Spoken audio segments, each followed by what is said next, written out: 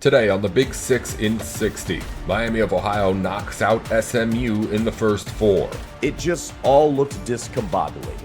Luka leads the Lakers past the Rockets. Luka finishes with 40 points on 12 of 25 shooting. And the Celtics' two stars shine against the Warriors. The Celtics got the best game yet from the Jays. Jaylen Brown, Jason Tatum. This is the Big Six in 60, the six biggest national sports stories from our local experts at the Locked On Podcast Network. We bring you the real story, why it matters, what's next, who wins the big game, and more, all in 60 minutes. The Big Six in 60 starts now. Thank you for making the Big Six in 60 your first listen of the day. Part of the Locked On Podcast Network, your team every day. Today's episode is brought to you by FanDuel. Download the FanDuel app now by visiting FanDuel.com and win $300 in bonus bets if your first $5 bet wins. Miami of Ohio couldn't get to the NCAA tournament unbeaten, but still proved it belongs in the round of 64 at least, with a first four win over SMU Wednesday. Locked On SMU host Grayson Singleton goes over a rough effort on the other end from the Mustangs. What a shameful effort in the first half from SMU. And I tweeted this out after the under 12 timeout that SMU just didn't show a whole lot of effort. They didn't look ready to play. They were outworked. They looked like they were sleepwalking into the game, which I did not expect from a veteran SMU team. Like, a lot of these guys are not young. You know, Boopy Miller's been around the block. Corey Washington is a veteran. Jerron Pierre Jr. is a veteran. And those guys just look like they were chickens with their heads cut off. No plan of attack. No energy to go after loose balls. Orbiting around the perimeter, chucking up threes as if they wanted to get into a three-point shooting match with Miami of Ohio, which is nonsense, which is absolute nonsense. And I, for one, do not believe that that was the game plan from the coaching staff. And again, we'll talk about the coaching staff here in a little bit. Don't worry, we'll get to it. But as for the play on the court, Boopy Miller the entire night was dreadful. Jerron Pierre Jr., until a late burst in the waning stages of the second half, was dreadful. Corey Washington, as the game got on and he settled in, showed more effort, but he couldn't knock down an outside shot. They had no outside shot to speak of. And it just all looked discombobulated. And to start this show, again, we're talking about the players, if you're just now jumping on, that goes to the guards. Because the guards have to be the ones who are quarterbacking this whole thing. They've got to be the ones to settle things down and say, hey, wait a minute. We have this absurd size mismatch advantage over Miami of Ohio. We got to go to this from the jump.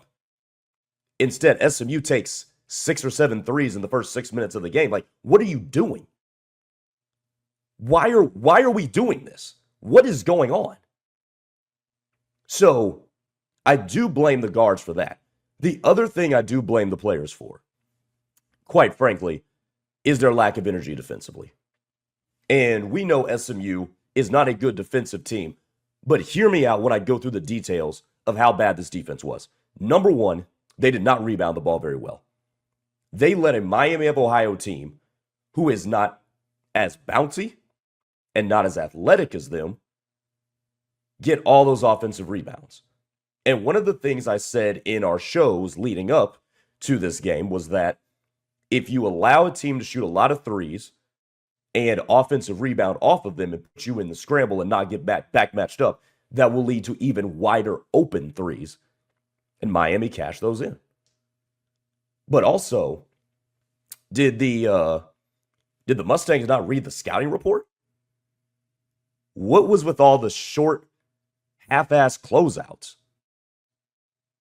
And that's when it comes to energy and sleepwalking into a game and things that I can't blame a coach for. Like, I can't blame a coach for every player knowing that this team, constructed as it is, can shoot the lights out of you. If I can go on ESPN.com, type in Miami of Ohio, click over to stats, scroll down a little couple of tabs and see, oh, Miami of Ohio shoots 40% from three. You best know that they know it too. So if you're a basketball player, you know I'm going to have to close out. And in that first half, their closeouts were horrid. It was terrible. And I had no idea what I was watching. None whatsoever. And it befuddled me how your entire scouting report was going to be, we got to make sure they don't do what they do best, which is shoot threes. And we're just going to kind of close out all lackadaisical. Again, that's on players. That one's on the players. And by the way, you saw what happened when they decided, hey, you know what? We're going to go inside and use this mismatch. Because at the start of the second half, they went inside to Iguodala and mostly Jaden Toombs, and look what happened. The Red Hawks had no answer for it. But instead, in the first quarter, you had guards that were jumpy. Andy Enfield talked about in the in-game interview that, yeah, we just got to settle in. No kidding. Your guards are frazzled. They're out there sped up against a team that doesn't want to speed you up. I mean, it was utterly ridiculous. From the mental side and an energy side, it was utterly ridiculous how this team came out. And that set the course for the rest of the game. And eventually they just dug too far into a hole for them to climb back out of, even though they took the lead in the second half. Some of you guys on the YouTube chat, and again, put your thoughts down below. I'm going to read them off. Rangers says, you're going to sleepwalk into games when your team culture is letting guys do whatever they want. No playbook, no discipline, no accountability. Ranger Pony says, I love Andy, but very disappointed with him, both over the final stretch and especially tonight. It's one thing if you don't make shots, but walking the ball up the floor down 10 with 6 minutes is bad.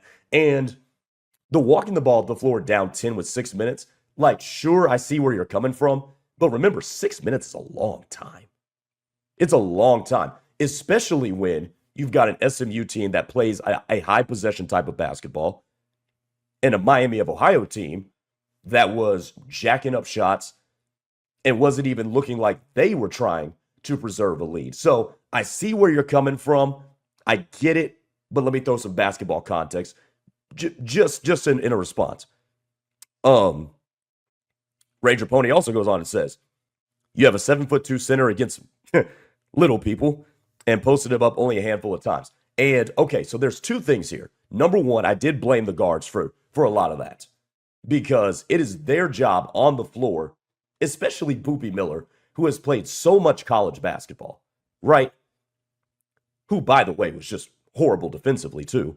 They hunted him.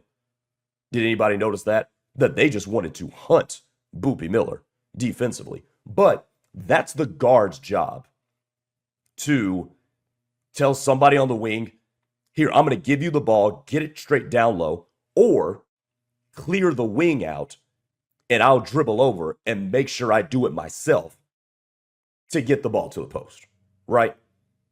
Now, give me a couple more minutes and we'll talk about Andy. But that is something that is part of the job description of being a point guard.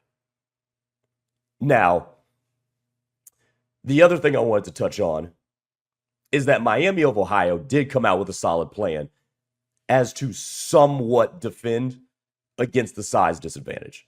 And they did a pretty decent job. They really collapsed the floor and played a pack line defense so they could easily double team Samedi Gatolu and Jaden Toombs when the ball was entered to them. They also made the entry passes a lot harder for SMU to get in. So credit Miami of Ohio there. They came out with a solid plan. The one thing is true. Travis Steele thoroughly outcoached Andy Enfield. 100%. I know a lot of you guys are going to have that opinion. I'm not going to fight you on it. As a matter of fact, I probably agree with you. But all told, before I get to Andy Enfield, it was a disappointing night for the players. Poor effort, poor energy coming into the game, and just a lack of knowing the scouting report and a lack of IQ. That to me said it all. I was so confused watching that game. So confused as to how they looked so much slower than Miami of Ohio. How Miami of Ohio, the players on the court, wanted it more than SMU did. I was so confused by that. And still, now that we're done with the game, I still can't really figure out why. College basketball is nonstop. Big games, tight spreads, momentum swings every single night. From early tip-offs to late night West Coast shootouts, there's always action on the board. And now FanDuel is giving you a way to turn that energy into even bigger potential wins with a college basketball parlay profit boost.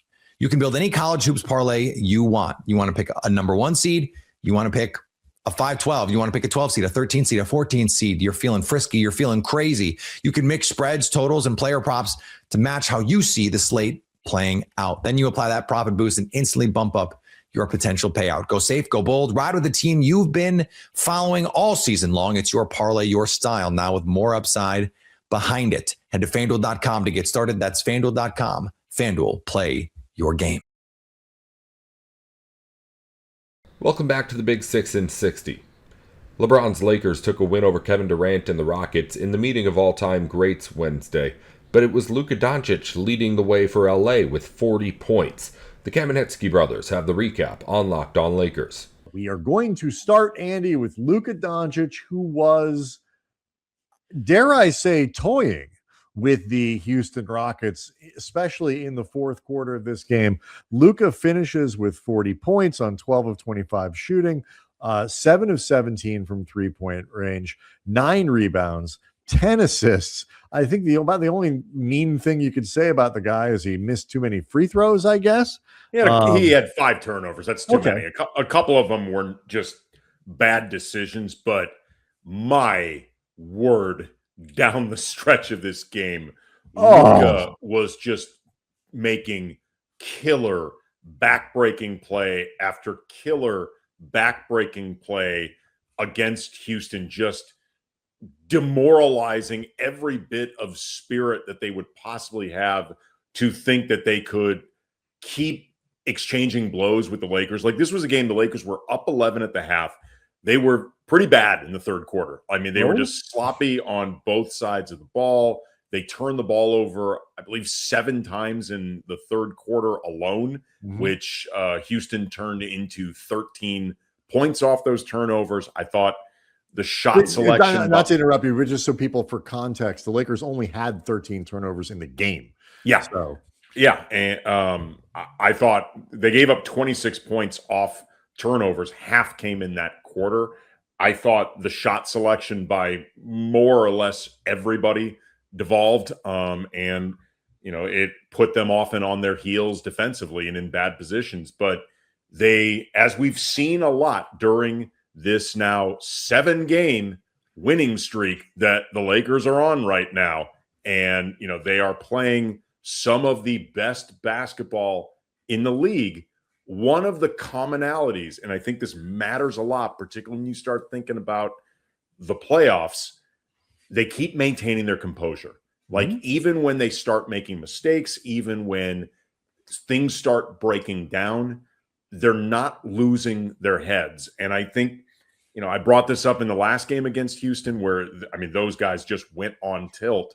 But I thought the Rockets spent a lot of the first half and then certainly the last few minutes of that game losing some of their cool. The last minute or so, I don't know what their strategy was with fouling, but I would check out the film again because they wasted a lot of time. I think you're better off actually saying that there was no strategy. Yeah. The Lakers were the more composed team. They were, absolutely. They were more composed.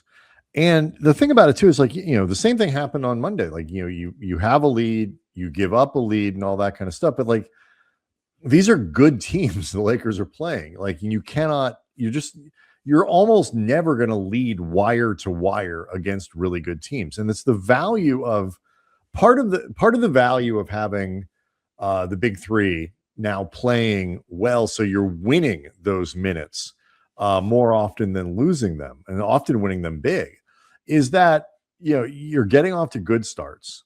You're building up early leads, the second half leads, halftime leads, whatever.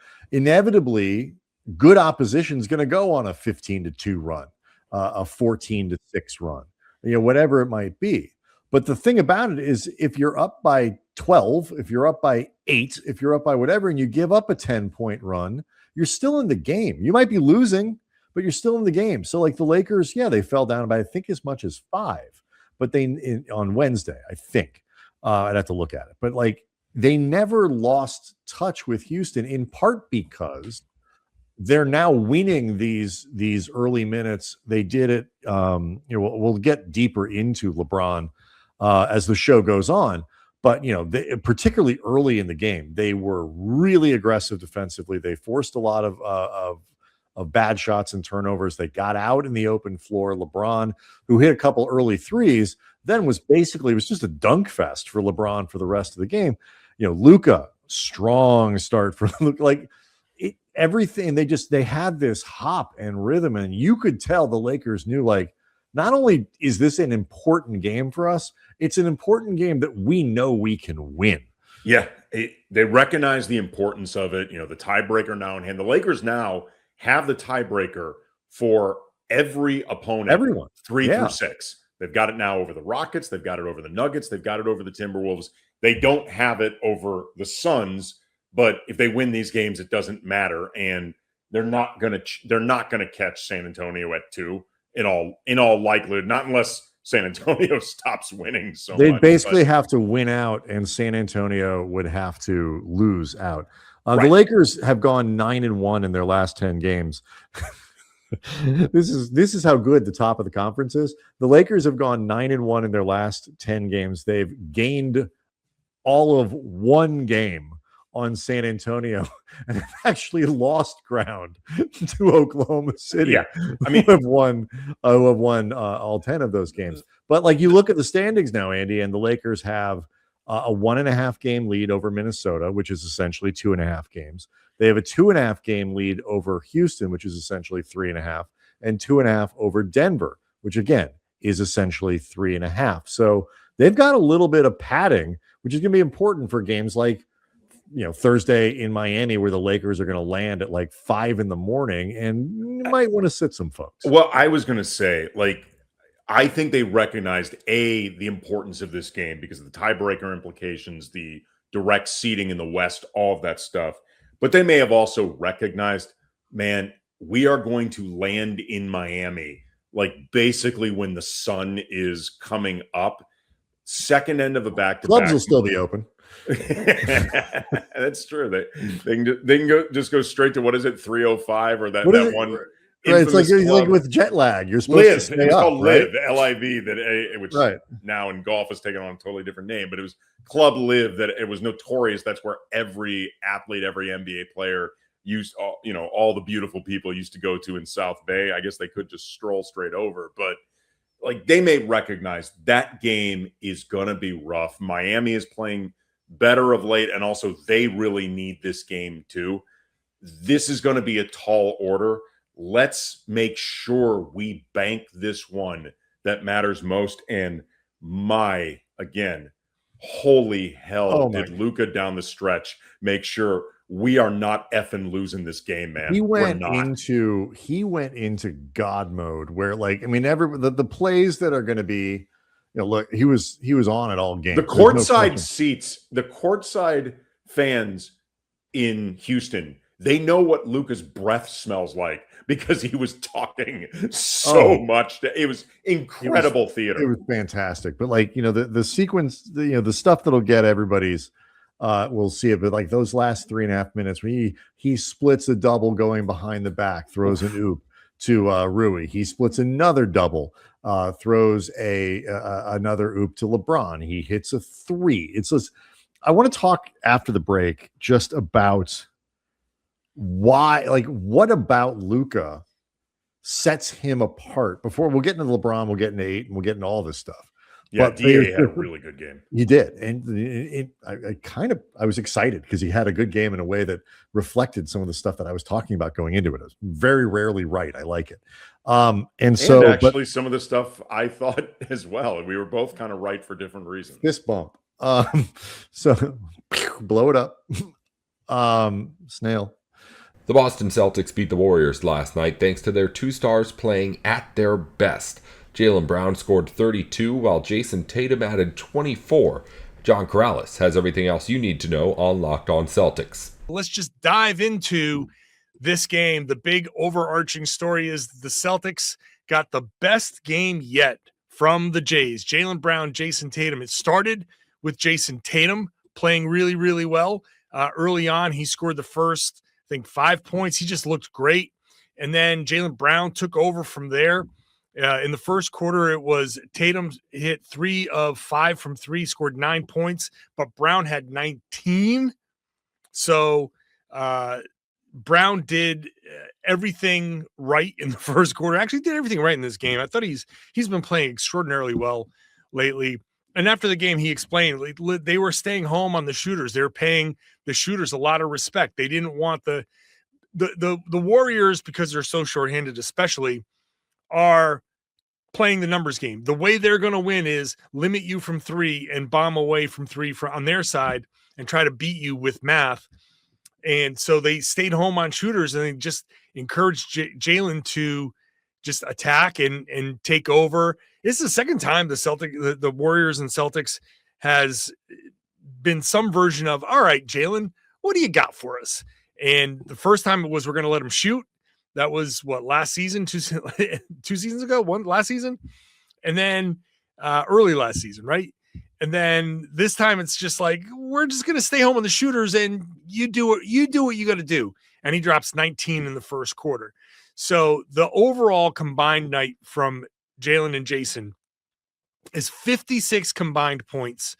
They had 16 combined rebounds, 7 assists. They had 3 steals combined. So it was for Jaylen and Jason. I mean, obviously limited sample, but the best, absolute best we've seen them play at the same time. And it's a little scary. It should be a little scary for the league, right? That this is happening already. We're talking about Jason Tatum and Jaylen Brown combining for 56. That's not supposed to be happening yet. And I know I've been saying this already. Maybe for those of you who are with me every day, Monday through Friday, you everydayers, you might be sick of me saying this, but maybe not, because it's Jason Tatum and he's back. And how is he back? How is he doing this? Jaylen has been phenomenal. He's expanding his game. I like that he scored 32 in this game and had a well-rounded game, efficient, 11 for 20 overall, 1 of 4 from 3, but 9 of 9 from the line. He got on the offensive boards and grabbed a couple of those. He just did some of everything. I like that after 19 points in the first quarter. He didn't force it. He didn't go and say, oh, maybe I'm on my way to a 50 piece or a 60 piece and try to force something, or 80. But he just played within himself, gave the game what it needed, as something Joe Mazzulla loves to say nowadays, and is really just playing his best basketball right now. And Jason, obviously, he's playing his best basketball because he's only played, 6 games now? I've lost count. But he keeps looking better and better. I'm not supposed to be talking about these guys combining for 56 yet. That was something that maybe it happened at the end of April. Maybe it happened in the playoffs, possibly. To be talking about it now, this early in the process, I don't know if you're going to get sick of it. I'm not going to get sick of it by saying I just continue to be just amazed at the progress. But to watch these two kind of work off of one another, to see the shot falling for Jason Tatum, but also the defense, also the passing, the play, the ball movement. It was great to see early on. part of the reason why Jalen got going was Jason was attacking and drawing 2 and drawing 3, and he got him a couple of open looks. And that's just something they're going to get each other going. That's not fair. It's not fair for the rest of the league to have, okay, well, Jalen now has Jason Tatum to get him going. What? And Jason is going to have Jalen to get him going. So this is something that I didn't think I'd see until, honestly, the beginning of next season. So it was great to see that the Jays were able to play this well this soon. Tatum, 7 of 15 shooting, 5 of 11 from 3, 5 of 6 from the free throw line. That free throw, the free throws are going to be the thing that tell us that he's truly back. If he starts taking 6, 7, 8, 9, then you're looking at, oh, okay, Tatum is getting closer to Jason Tatum again. Because if he's drawing the contact, getting and ones, that's going to be the Jason Tatum that's like, that guy's back now, and I can't. That might happen on Friday night. It might happen on Sunday for all I know. I wouldn't expect it. I wouldn't have normally expected it, but here we are. The Celtics put up 120 points, and part of that is bench production. Peyton Pritchard, 19 points. Great to see him. Excuse me. I'm getting all choked up over Peyton Pritchard's shot being back. 8 of 16, 3 of 7 from 3. He went through some struggles recently, and you start hearing people like, oh, Jason comes back and Peyton starts struggling. And excuse me, that might be somewhat the case, but even if it was because Jason came back, that was never anything to worry about. I never even brought it up as a real talking point because you had to give it time to work. Jason getting up to full speed certainly is a priority for the Celtics, and there may have to be a little bit of shifting from the normal game plan to let's just make sure that Tatum is getting up to speed here. Maybe it's play calls, maybe it's distribution of the minutes when he plays, when he sits. But I honestly, I think that might be an antiquated notion at this point. There's going to be some of it here and there, but the acclimation period, reacclimation period, the re-entry into the Celtics rotation, the growing pains have, I think, started to, you're starting to get past those. So Pritchard is back, hitting his shots. The chemistry with Nemish Queta looks good. Tatum and Queta have figured out a little bit of a flow. So that's good. Shout out to Queta, who was in foul trouble. This wasn't exactly his most dominant game or anything like that, but 8.7 rebounds, 3 offensive rebounds. He did get a steal. The chemistry between him and Tatum is a good kind of sign of progression between these guys. And it shows how smart these guys are because of how quickly they're able to get everything in place, everything together. But Pritchard finding his shot and getting back up to speed is great. He was a plus 25. He led the team plus 25. So inside, outside, everything, he had everything working in this game. Luka Garza was great. 6 of 10 overall, 1 of 2 from 3. Why does it feel like he hit more than 1 3-pointer in this game? He was really good. And it was great to hear him talk about the way everybody kind of rallied around him after the Vucevic trade and said, hey, stay ready. We're going to need you. You've been great for us. We're going to need you again. And that's just a testament to what this team really is. I'll probably talk about that more in future podcasts, but it's just a testament. Why are they so ahead of the curve? Why are they exceeding expectations? Why did Steve Kerr before the game say, I'm blown away by these Celtics, it's because of this locker room and how good they are and how they just trust each other and respect one another. And that's what fuels guys like Luka Garza, who is a self-starter, a self-motivator, but it's been great for him. He said it. It's been great for him to hear these guys, how they rallied around him. And here he is, 15 points, 7 rebounds, 4 offensive rebounds, a great night, 3 steals. Him poking the ball away from Draymond Green, posting up. That's incredible to see. College basketball is nonstop. Big games, tight spreads, momentum swings every single night. From early tip-offs to late night West Coast shootouts, there's always action on the board. And now FanDuel is giving you a way to turn that energy into even bigger potential wins with a college basketball parlay profit boost.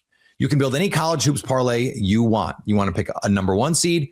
You want to pick a 5-12. You want to pick a 12 seed, a 13 seed, a 14 seed. You're feeling frisky. You're feeling crazy. You can mix spreads, totals, and player props to match how you see the slate playing out. Then you apply that profit boost and instantly bump up your potential payout. Go safe, go bold, ride with the team you've been following all season long. It's your parlay, your style, now with more upside behind it. Head to FanDuel.com to get started. That's FanDuel.com. FanDuel, play your game.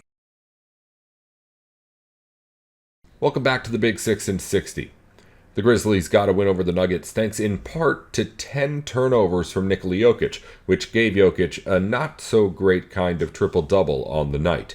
Joe Mullinax has the full recap on Locked On Grizzlies. A victory for the Memphis Grizzlies. And yes, no one is more keenly aware than I, dear listener, dear viewer, that the team's trying to lose, and they should try to lose. They are the ping pong balls, and they're going to have fewer ping pong balls. Shut up for one day.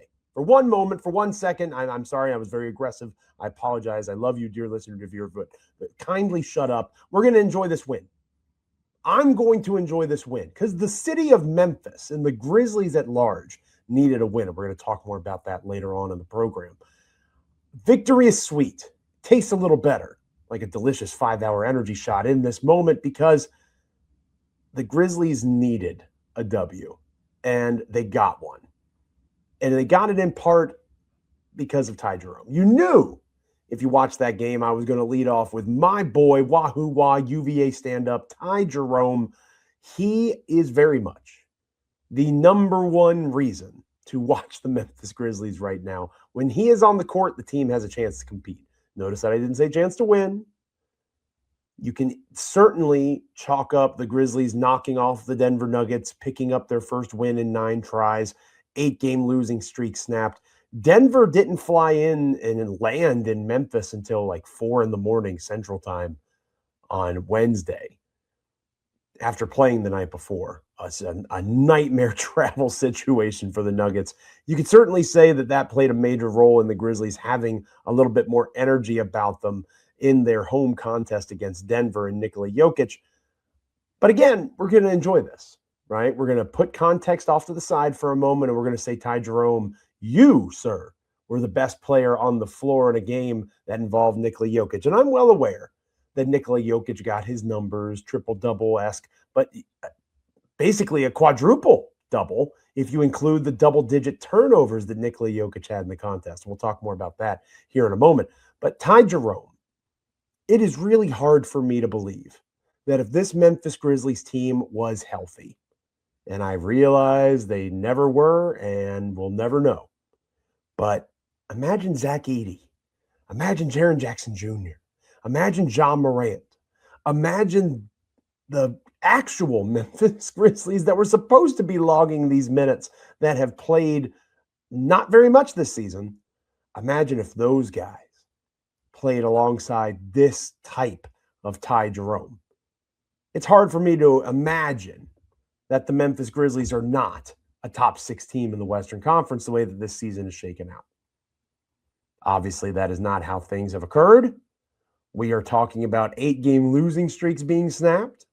The Grizzlies are not in the postseason conversation this year. But Ty Jerome, again, we've talked about it here on the show. If Memphis decides to go in a direction that is not the point guard position with that lottery pick they're about to have, Ty Jerome as a bridge next year, I'm not mad at the idea. I think he's earned that capability, or he's earned the ability to get traded for future draft compensation this offseason because he's really good and teams are going to want to have him on their roster. Either of those outcomes at this point are understandable given the current state of play for the Memphis Grizzlies. But shout out to Ty Jerome. And shout out to Taylor Hendricks. I got to tell you, this guy has improved and impressed almost every single time that he has taken the court. In this 125-118 victory for the Memphis Grizzlies, Hendricks' shooting numbers are not what's going to jump out at you. 6 for 18. He took 18 shots more than any other Grizzly. 1 for 10 from 3. 1 for 10. For those of you that aren't math majors, that's a 10% three-point percentage for the contest. That's really bad, as the analysts say. But you know what was really good for Taylor Hendricks in this game on a night where he did not have his shooting stroke? 9, count them, 9 stocks, 6 steals, 3 blocks. I mentioned a moment ago how Nikola Jokic, not his best performance, didn't get his triple-double unless you count turnovers. He had 9 assists, but 10 turnovers, and a lot of those turnovers came for Jokic while one Taylor Hendricks was near or around him as the primary defender. His energy was tremendous on that end. He created opportunities, got the Grizzlies out in transition, and kudos to the Grizzlies play-by-play and color commentary staff, Pete Pranica, Brevin Knight. They talked about a couple of times during the broadcast. If you don't have an actual big, like Taj Gibson only played 9 minutes in the game, if you don't have an actual big that's out there consistently, why play like you do?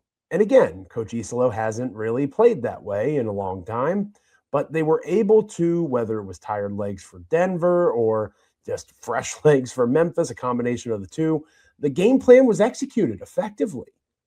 The Grizzlies got out in transition. They ran. They didn't give Denver a chance to set up their defense or offense on a consistent basis in a way that they could take advantage of the Grizzlies not having a true big on the court. And it was reflected in Memphis being competitive in this contest. So kudos to Taylor Hendricks and his defensive energy. Kudos to the offensive firepower that is Ty Jerome. Kudos to 5 Grizzlies starters all scoring in double digits. We haven't been able to say that consistently for this Memphis team over the span of this losing skid. The offense hasn't always been there. It was there for the Grizzlies in this one. And then you had Cam Spencer and Javon Small, both scoring 8 points in their own right. We previously mentioned Taylor Hendricks scored 13 points. It was on 18 shots. Not the most efficient outing, but he still got up into double digits. You had a strong showing from OMP, Olivier Maxence Prosper, another one of the quote-unquote bigs for the Grizzlies right now. An efficient 19 points on 9 shots. You had Jalen Wells tacking the glass, not 5 boards. G.G. Jackson, 6 boards. Cedric Coward, 7 boards. Ty Jerome, 9 boards, leading the team in rebounding from the point guard position. This was a team effort. And it was an effort that the Grizzlies desperately needed and the city desperately needed. And we'll talk more about the city here in a minute later on in the show. But the Grizzlies needed it. Because again, it is easy for me, it is easy for you to sit around and think about lottery balls, ping pong balls bouncing around, and opportunities for drafting top prospects that are about to shine in the NCAA tournament. We'll talk about that towards the end of the show. A viewing guide, so to speak, what I'm looking for in the tournament. All that's all well and good. These guys are grinding day in and day out, trying to continue to ply their trade, get better at their craft that is the game of basketball. These coaches are trying to implement game plans. It's good to see it work, man. It's okay to be happy for a group of guys that hasn't quit. They compete. They don't just lie down. There's going to be more nights than not that they don't have what it takes to win. But on Wednesday, they had what it took to win against one of the better teams in the NBA. For whatever reason you want to put in terms of context, you can bring that poor travel back into the fold if you want, but it doesn't change the fact that for one glorious night, the Memphis Grizzlies were better than the Denver Nuggets. Denver's going to play in the postseason. Denver's an NBA championship contender. The Grizzlies are not. But on the court in FedEx Forum on Wednesday, the Grizzlies won and Denver lost. And that is going to be something I'm going to continue to enjoy, at least for the foreseeable future. I don't know about you. College basketball is nonstop. Big games, tight spreads, momentum swings every single night. From early tip-offs to late night West Coast shootouts, there's always action on the board. And now FanDuel is giving you a way to turn that energy into even bigger potential wins with a college basketball parlay profit boost. You can build any college hoops parlay you want. You want to pick a number one seed.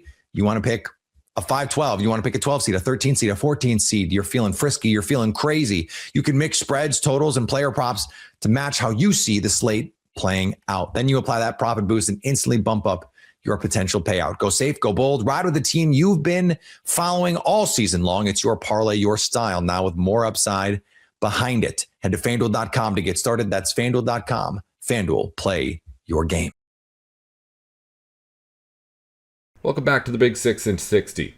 The Miami Hurricanes have the 7 seed in the first round against 10 seed Missouri, but it doesn't feel like the Canes have the advantage since they'll have to face the Tigers in St. Louis, Missouri.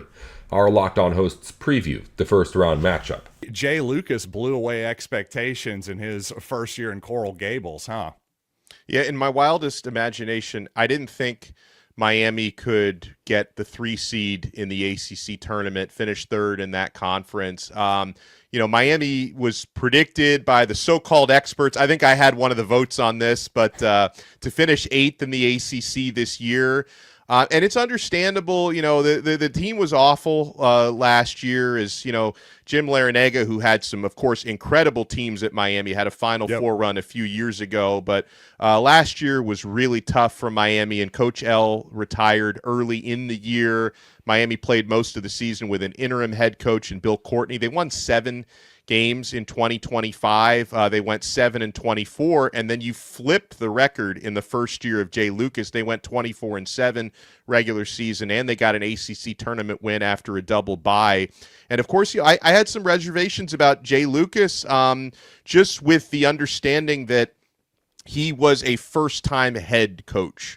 Had some prominent assistant coaching roles, was the top assistant for John Shire at Duke, the previous couple of years, which is obviously a great person to learn from, and from a coaching family from his father, John Lucas. So the coaching chops were there, but when you're doing the head job for the first time, I think I expected a few more growing pains. And then, of course, he had to completely rebuild the roster. There were 0 holdovers, which may have been a good thing from last year's team, but there were 0 holdovers from last year.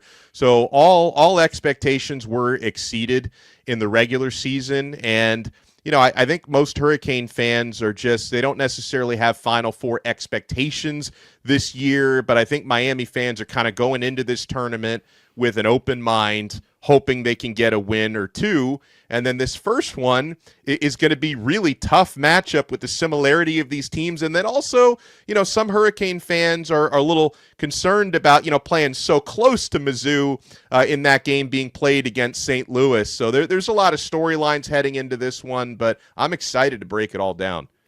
Yeah, I could understand if I were a Miami fan, I'd probably be a little miffed that Missouri is so much closer. But sometimes this just happens, especially, unfortunately, if you're a 7 seed, you're not really the priority. There's got to be some logic there. But certainly if I were a Miami fan, I'd be going, gee, thanks for that matchup. We really appreciate it. But to your point, I think the similarities of these teams, I think it's sort of most obvious when you watch Mark Mitchell and Malik Renaud play. And because of how these teams are so similar, I think they're going to have to guard each other too. Yeah. So I sort of, my previous episode, we were talking off air how I did the pointing Spider-Man meme. Well, these two guys almost remind me of another meme I've seen lately, kind of a viral video where there's this guy who's trying to back down like a Buick, that type of thing. That's kind of how Mark Mitchell and Malik Renaud like to play, especially Mitchell in the post. So how do you see this matchup playing? I think they're very similar players. I think Mitchell is a little bit maybe more athletic, but Renaud, maybe a little bit more of a refined player. He's certainly a better free throw shooter. How do you see this playing out? Yeah, I see it as a situation where if they both play their best, they almost cancel each other out. Right. But you never know who's going to have their moment. And Renaud, and obviously you could say the same thing about Mitchell. They've been so clutch, for both of their teams this year. So it honestly may come down to who can get the big and one down the stretch in a close game. Who makes that maybe one extra offensive rebound that can spark an important point down the stretch? I think this is a sensational matchup. And if you even go down the statistics, like Renault averages 18.8 per game, Mitchell averages 18.3 per game. Like, they're almost identical as you go through the stat sheet. So I think really this is one of those where both coaches probably look at it strategically, like, all right, these guys are probably, like you said, going to guard each other. Yeah. And hopefully if they both play their best, it kind of cancels out. And then on the Miami side, if Renault and Mitchell cancel each other out a little bit, Miami hopes their other big man, Ernest Uday, who's not nearly as much of an offensive threat, but a great defensive player, shot blocker, and offensive rebounder, doesn't finish at the basket nearly as well as Malik or Mitchell does, but maybe a guy like Uday might have an opening to sort of take over the game in big spots. But I could definitely see this being a scenario where the two of them, Mitchell and Renault, they either cancel each other out, or whoever has the more impactful game, their team ends up winning. Yeah, I'll just say from a Missouri perspective, I don't hate the matchup on the Mitchell side simply because the teams and the matchups that can bother him are guys who can move their feet, who are a little bit taller. I like that they're basically the same size. They're basically both 6'9", 230, 240, somewhere in there. And since you brought up Ernest Uday, I think I disagreed, with one of my previous guests this week, our colleague Locked On Bets, Lee Sterling. I think Uday knows exactly who he is and is a pretty effective player, but Lee thinks he's basically terrible. Who do you think's right?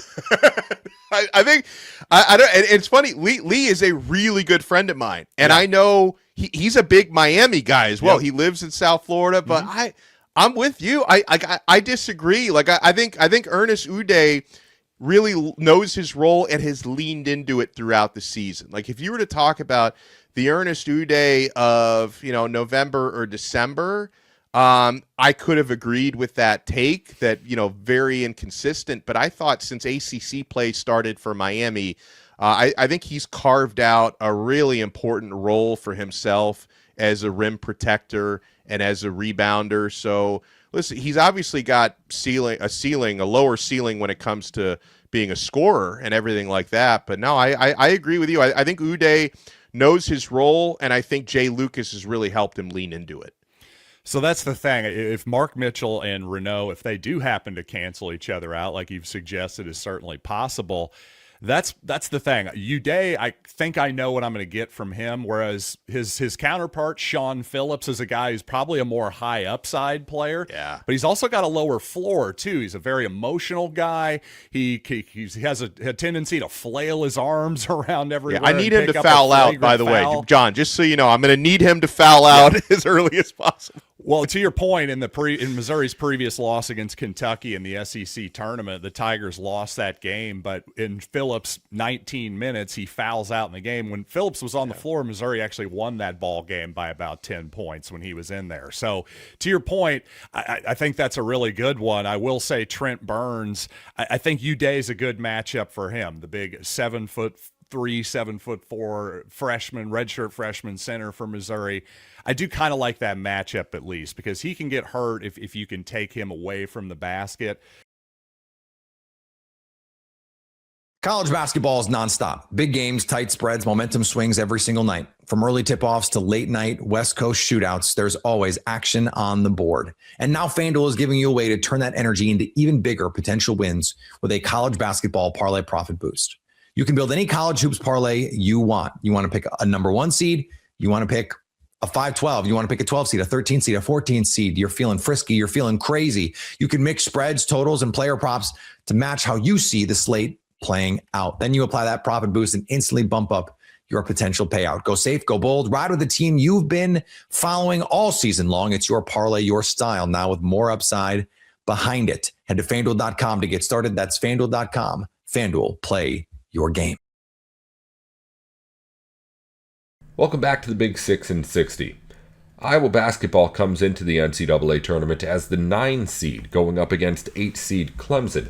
But Trent Condon tells us on Locked On Hawkeyes why he thinks Iowa can pull off the upset. The look at the matchup against the Tigers in the 8-9 game. Now, we talked about it as the bracket was revealed on Sunday night. and take a look at the matchup against Clemson, a team that Iowa is, though the number 9 seed, certainly favored in. And myself as a gambler, that does make me a little bit nervous that there is so much public sentiment currently on the Hawkeye side of things. Definitely one of those things that I don't love to see as somebody who likes to go a little contrarian, go against the grain and go against certainly what the betting public is. And currently the betting public is all over the Hawkeyes. But let's get into the matchup here and really dig into what it's going to take for Iowa to pull off the victory, move on to the round of 32 for the first time in 5 years. Yes, we have to go back all the way back to 2021, the last time Iowa even won a game in the NCAA tournament. Of course, lost the last 2 seasons. Before that, it was a loss in the first round to Auburn down in Birmingham. And the year before that, 2022, the loss to Richmond in the first round. That still stings, as we've had a lot of stings, certainly as Hawkeye fans. Clemson, the first key that you talk about in this game is something that's been out there since this came up. Teams that, when they hold teams to under 65 points this season, they're undefeated. It's a very simple equation. You have to score to beat this team. It is going to be a low possession game. 2 of the slowest teams in the country in terms of tempo. Iowa's going to have to be incredibly efficient on the offensive end of the floor. And as we've talked about at different times throughout the course of the year, though the numbers, you just look at raw data, you look at points per game allowed, those kind of things, they paint a very good picture for Iowa. When you look at it deeper and understand at the pace that Iowa plays at, those numbers aren't certainly at the elite level than maybe that they appear on the surface. Clemson, very similar. 333rd in the country in tempo, defensively 21st. Clemson's also trying to figure things out as they're playing now without their starting center. Carter Welling is not going to be there. 6'11", 240 pounds. He's a beast. He can step out, and knock down 3-pointers too, but a big guy. Really good rebounding rate. Defensive rebounding rate was through the roof, and that is an aspect that they're going to be losing with no Welling in there. He tore his ACL in the ACC tournament. He's not going to be in there. Now, they do have another big body. It'll be Nick Davidson that will see a majority of time in the middle, but outside of that, this is not a very big team, and that goes to one of the biggest keys. 65 points. All right, there's a benchmark. Certainly you want to hit, but the other component is on the boards. Now, Clemson's a very odd team. They are elite in defensive rebounding. They do not give up a ton on that side. They are very, very good when it comes to that aspect. But when they're on offense, they do not crash the boards very hard. And because of that, there are not a whole lot of second opportunities. Iowa can't allow that. Keep those offensive rebound down. They want to get back defensively. They want to set up their defense. Because of that, you can't allow the second chances. Those long rebounds can't go into their hands. Have to secure the rebounds when they're there because they're really not trying for them. That is not a huge component of what they do on that end of the floor. They're going to try to shoot it from the outside. About 33% of their shots come from the three-point arc. That is something that they're going to try to do. They're an okay three-point shooting team, 34% on the season. That's 169th on the country. You can't let somebody get hot. You can't let a guy beat you, somebody that hits 4 or 5 3-pointers. We talked about Nick Davidson. He is a different type of center than Welling, and he is a guy that can step out and consistently hit the three-point shot. He's got 29 of them this season. Their best three-point shooter is Justin Porter.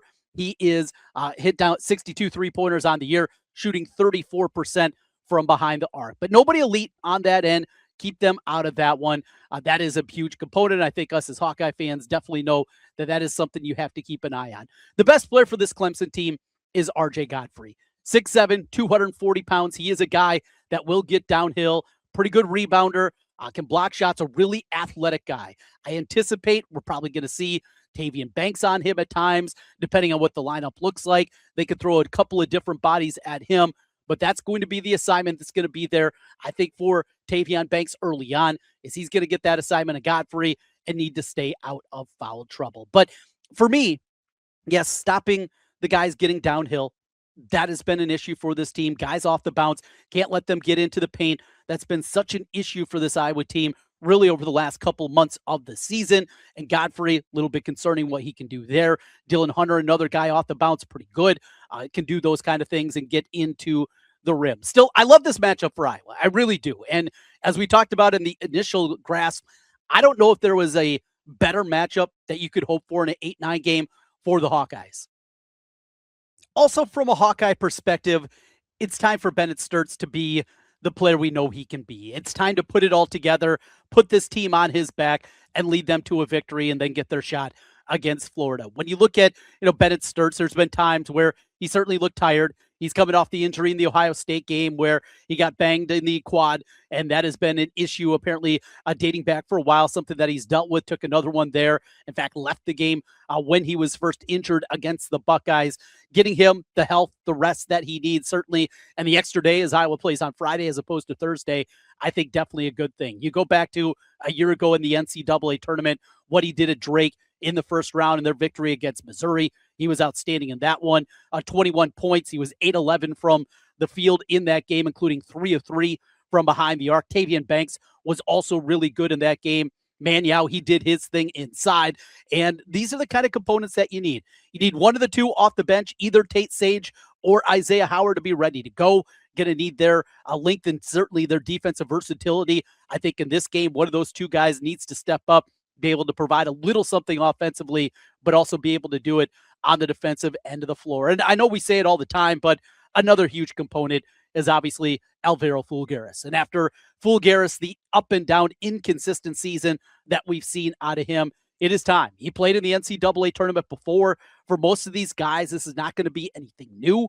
Cooper Koch is one of the guys that it's going to be new for, and what we've seen shooting from him here recently. Bennett Sturts needs to be great. Definitely needs to have that component, but he's got to have other guys help him because we know just how limited this team is.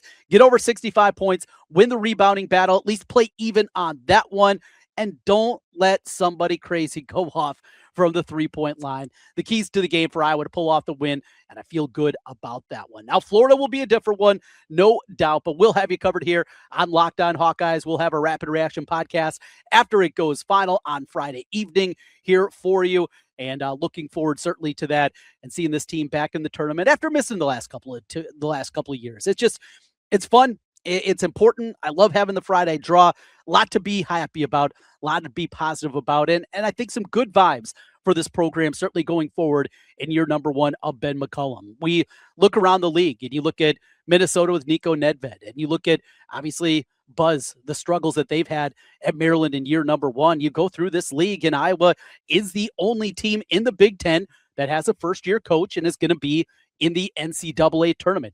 That's an accomplishment. Now let's take that next step. Get that victory against Clemson, and then we're playing with house money with number 1 Florida up next. The Hawkeyes get the victory. We continue here on the Locked On Hawkeyes podcast. Going to talk some more basketball with Tom Kakert. He'll be down in Tampa covering things for HawkeyeReport.com. We'll get his perspective on that, what he expects to see from the Iowa team. Plus, we'll talk about the women as they get ready to face off in their first matchup against Fairleigh Dickinson and potentially a second-round matchup. Who will they play? Well, there's 3 opportunities there with the way the bracket fell in a play-in game that'll be played on Thursday evening at Carver Hawkeye Arena with Arizona State and Virginia facing off. The winner of that one then will get Georgia in the first round. That's all for today's Big 6 in 60. If you follow basketball, football, or college sports, the Big 3 in 30 has a half hour on the biggest news in the NFL, the NBA, and on campus, going up every weekday just like this one. Just search the Big 3 in 30 NBA, the Big 3 in 30 NFL, or the Big 3 in 30 college, wherever you're listening or watching now. Thanks again for tuning in to the Big 6 in 60.